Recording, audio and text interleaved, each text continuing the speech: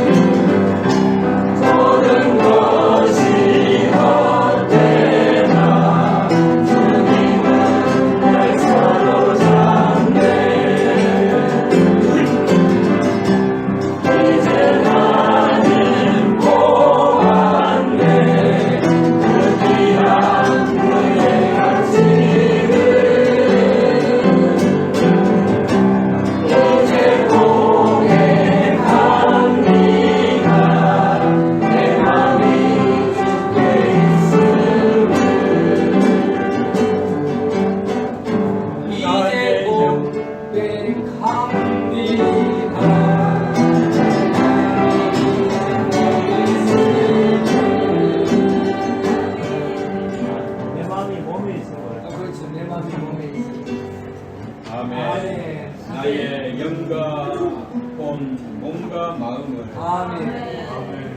다하여 내 온 존재를 주님과 합해 주께 듭니다. 주여 당신을 사랑함으로 내 온 존재가 주께 정류돼 주 마음에 들어갈 때 주는 나의 모든 것 달콤한 교통나무네. 사랑스러운 주님과 영원히 교통 나누며 그분을 누리는 어떠한 행복입니다. 지전 자녀들을 누리는 것은 어떠한 이 행복입니까? 아멘. 정말 너무나 사랑스러운 지체를 함께 있다는 게 너무나 기분이 좋고 아멘. 너무나 행복합니다. 아멘. 어떠한 행복입니다. 아멘.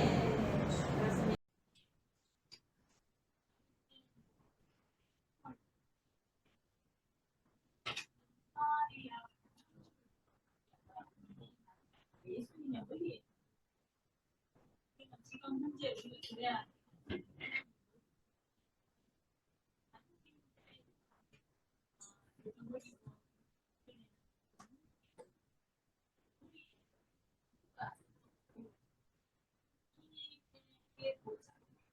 우리가 누리고 체험한 그 공간의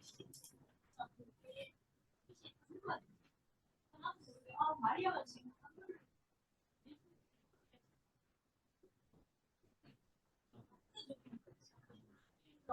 내 영안에 당시가 놀라했어. 마리아가 언제 하늘을 보는 다 와닿으면서 몸은 그리스도의 머리와 몸은 하나이기 때문에 시체들이 처음하고 우리 모습을 때에 마리아가 아직도 우리 머리에 하늘을 보고 우리 향기가 너무 달콤한 주님을 사랑할 수밖에 없는 주님께 우리 자신을 드릴 수밖에 없는 그런 사랑으로 우리가 저도 사실 어제 그렇지만 제 마음속에는 마음이 되고 있었어요. 계속 영안에서 각자의 지체들이 문양을 깔아서 주님이 같이 없어서 너무 지나치지도 말게 하는데 과하게도 말하는 거야. 주님이 계속 흘러갑니다. 그래서 영안에 필요 없어요. 같은 무슨 일을 했더라도 제 영안에는 그렇게 앉는 지체나 우리가 여기 후방에 있는 지체는 하나님의 몸이니까. 그래서 다시 한번 어제 몸에 어떤 믿으면서 그것도 말하지 않았지만 내 영안에 있는 오늘 달콤한 한유리 씨의 아멘 주님을 찬양합니다. 아멘.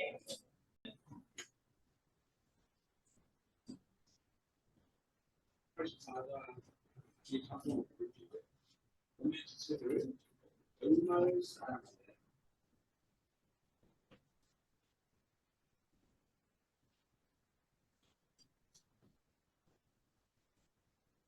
정말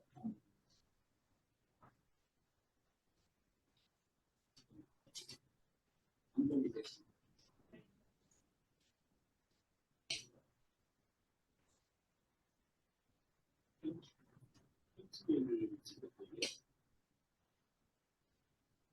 내 심장에 대해서 얘기를 했습니다. 그 말씀을 모르면서 내 몸서에 보내시고의 그 말씀을 첨가, 바울이 첨가하면서 이런 내 심장이 이걸 먹을 때 너무 감동이 됐거든요. 근데 자매님들 내 심장이 이제 인사를 그렇게 해야 되겠더라고요. 왜냐하면 그분의 그 충성하심을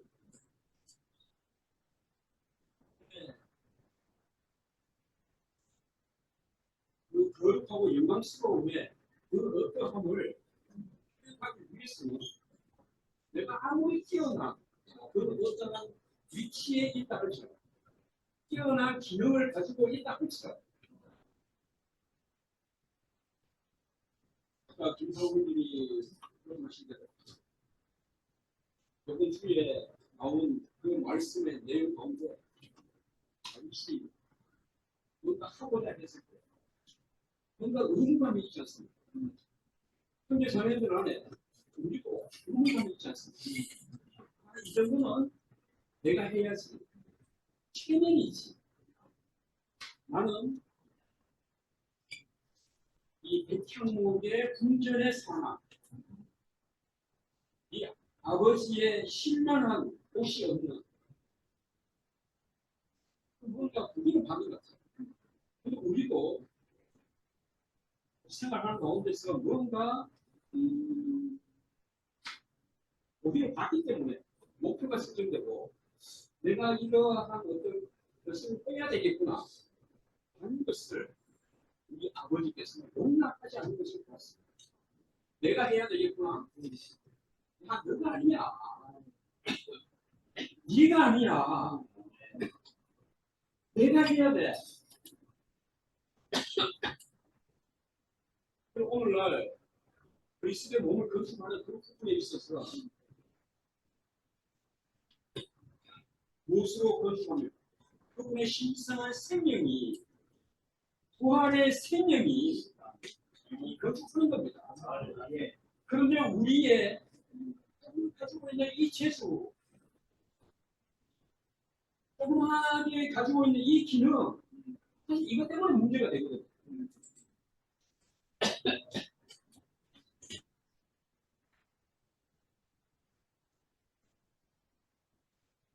주 예수님, 주 예수님 정말 당신 사랑합니다. 이게 그 어떠한 이러한 것들이 오히려 그리스도의 영광스러움을 재진하지 못하게 하고 건축하게 하지 못하게 하는 그런 요인임을 보게 된 것은 이 사람들이 때로는 이게 마음에 안 들어요. 이왜 마음에 안 드냐? 나하고 한 마음이 아니기 때문에 결국은 내가 불편하다는 것이죠. 이 불편하다는 것은 이 혼 생명이 처리되지 않았다는 것이죠. 이것을 증명하는 것이죠. 현재 자매님이 없다면 이걸 어떻게 적용하겠습니까? 이 뭔가 하나 가지고서 그렇게 한다는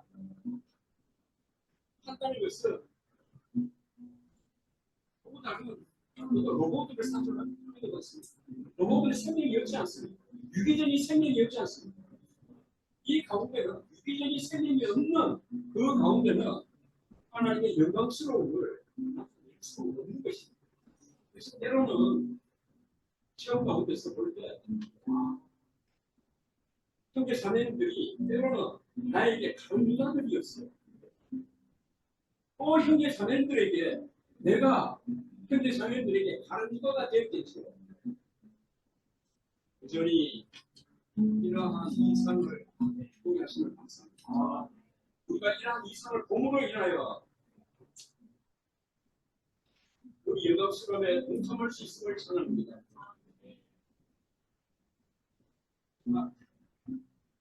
자매님들 혼자 살 수 없잖아. 이 새 예루살렘을 요한중에 나오는 새 예루살렘을 완결하기 위해서는 현재 자매님들이 때로는 나를 불편하게 할지라도 나에게 현재 자매님들이 십자가가 될지라도 또 어떤 측면에서는 현재 자매님들이 나에게 또 작은 요구가 될지라도 이러한 영광스러움에 동참하여 한국의 실제를 표현하기 위해서는 반드시 필요하다는 것입니다. 주님을 찬양합니다. 몸의 지체들을 정말 사랑합니다. 나 혼자는 살 수 없습니다. 항상 부활 안에 빛나는 얼굴 보기를 원합니다. 그래서 가사 내용이 올 때에 형제 자매님들 나의 심장입니다. 형제 자매님들 나의 심장입니다. 형제 자매님들이 없으면 내가 살 수가 없기 때문에 심장입니다.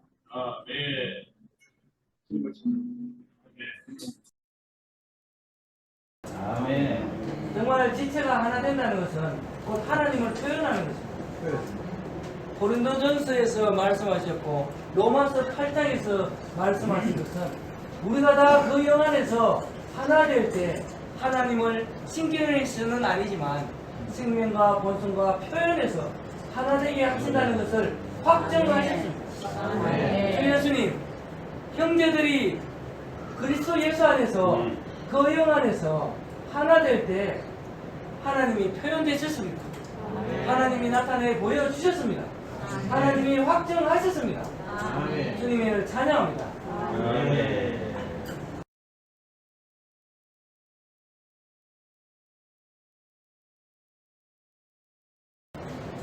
아멘. 주님을 찬양합니다. 아멘. 우리가 문자적으로 알고 있던 것들이 이제는 몸을 통해서 실제로 나타나고 그걸 우리가 체험하고 또 눈으로 보고 있습니다.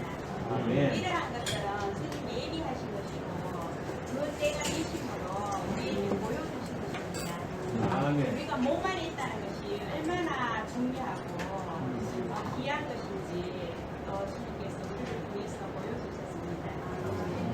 의문으로 있던 말씀들은 참으로 그것을 이루기 위해서 우리가 얼마나 예수고 힘을 썼는지 정말로 고생들 많이 했습니다.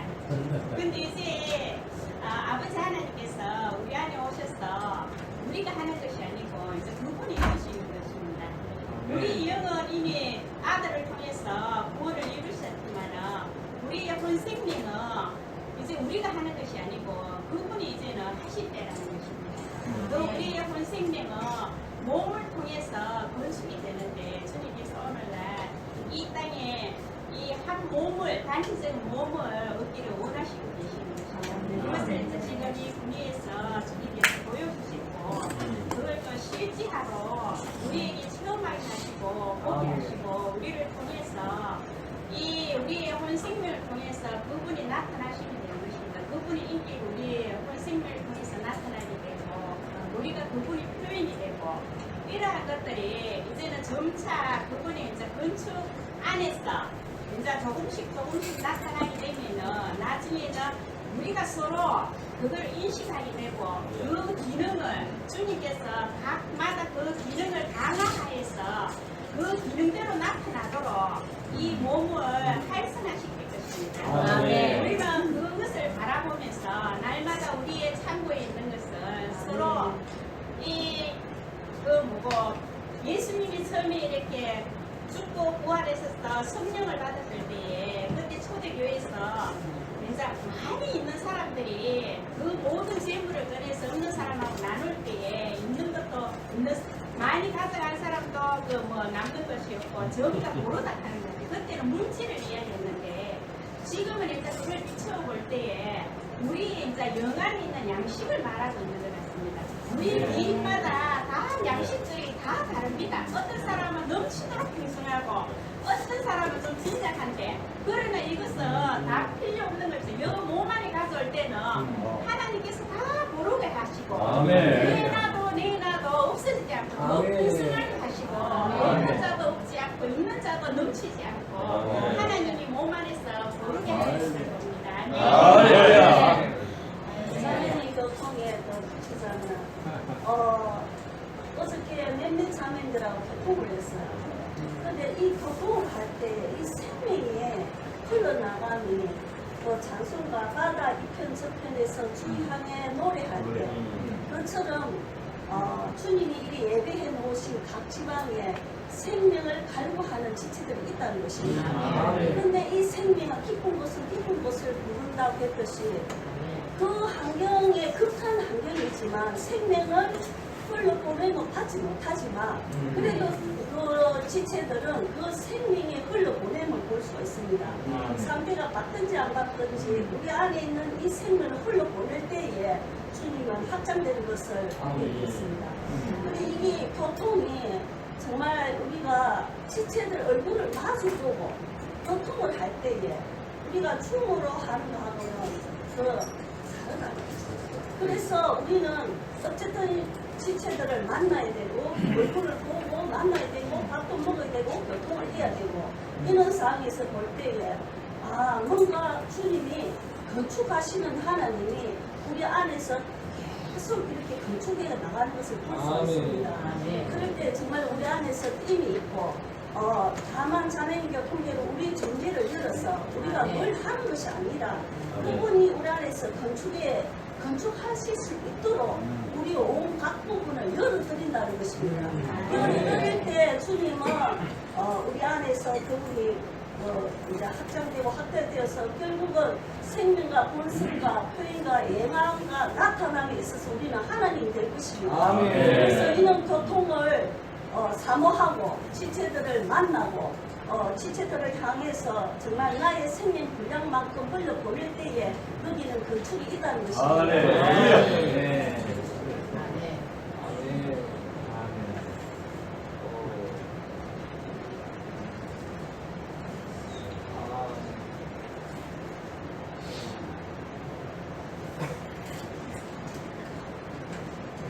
이번 메시지에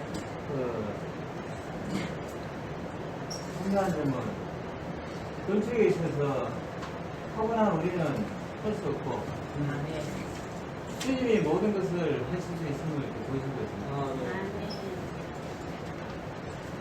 사무엘하 7장 12절부터 14절까지를 또 중요하게 다뤘는데 이걸 생각하면서 사무엘하 전체를 한번 그냥 훑어보니까 약간 새로웠습니다. 사무엘상 마지막에는 사울이 끝이 납니다. 사무엘하를 적어두면서 다윗이 사울이 끝났을 때 어떻게 반응을 합니까? 적절하게 잘 반응했기 때문에 이제 유대뿐만 아니라 이스라엘 백성들까지 다윗을 왕으로 인정을 한 겁니다. 다윗이 이제 전체를 사실 통일을 한 거예요. 그런 상황에서 다윗은 하나님 언약궤를 관심을 했습니다. 그 당시에 이제 아비나답의 집에 거의 한 20년 있었으니까 거기서 언약궤를 자신의 그 시온성으로 가져오려고 하다가 우사 사건 때문에 오벳에돔 집에 두게 되고 거기서 한 석 달 있었을 때 그 집을 축복을 해서 다윗이 힘을 얻어서 이제 다시 이제 가져왔습니다. 그 자신의 그 성에 그 천막에 갖다 놓은 거죠. 그때 물론 이제 미갈 이야기도 나오는데.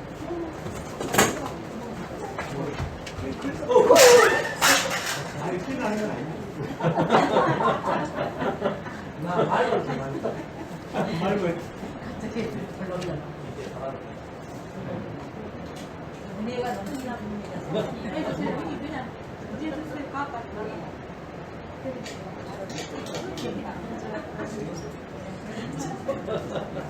아니